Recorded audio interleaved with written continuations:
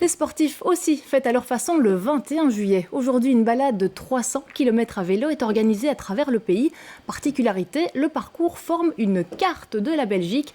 Philippe Jacquemotte, on vous retrouve en direct de Tour et Taxi. C'est un des points de ravitaillement.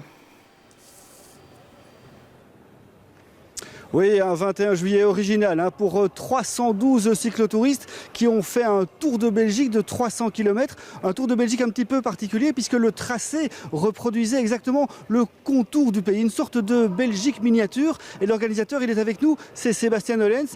Sébastien, comment est-ce que vous avez eu cette idée d'un tour de Belgique de 300 km pour le 21 juillet ? Oui, alors l'année dernière, le 21 juillet, je voulais aller voir mes parents qui habitent dans la région de Namur. Et voilà, j'ai essayé de trouver un trajet original. Et pour un 21 juillet, l'idée de faire la forme de la Belgique m'est venue. Donc j'ai commencé par la dessiner.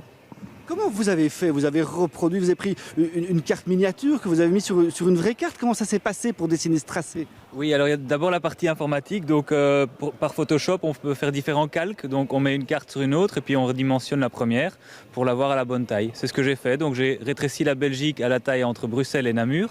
Et elle m'a fait passer par des chouettes endroits. Pas eu de bobo, là, 300 km ? Non, pour le moment il y a eu quelques chutes mais légères et surtout dues à l'inattention des gens.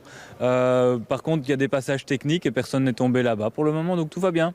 Je vous remercie. Voilà, vous avez entendu, 300 km, tout s'est bien passé. Alors 300 km, c'est long. Les groupes ont dû partir ce matin entre 6h et 7h du matin. Et Aurélie Van Welde et Charles Carpro ont rejoint la caravane ce matin. Je vous propose de voir leur reportage.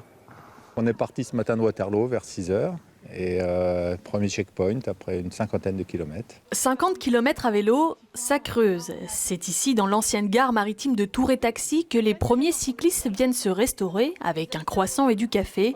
Une première pause avant de reprendre les routes de Belgique. Ici, on a été prudent jusqu'au départ, mais les grosses montées vont arriver quand on va redescendre plus dans la région de Namur. Donc on va garder la prudence. Ça va aller. C'est ce qu'il faut se dire. Le parcours, je pense, sera beau aussi. Donc, passer par des endroits intéressants de la Belgique. Le beau paysage, moi, pour compenser la fatigue qui va venir petit à petit. Et puis, c'est bien. Oui, c'est une bonne chose.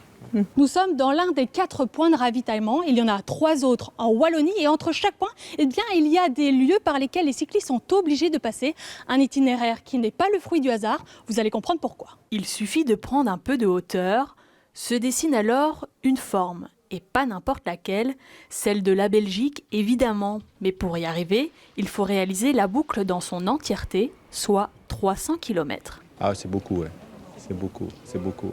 C'est très beaucoup. Passer 6-7 heures sur le vélo, on souffre.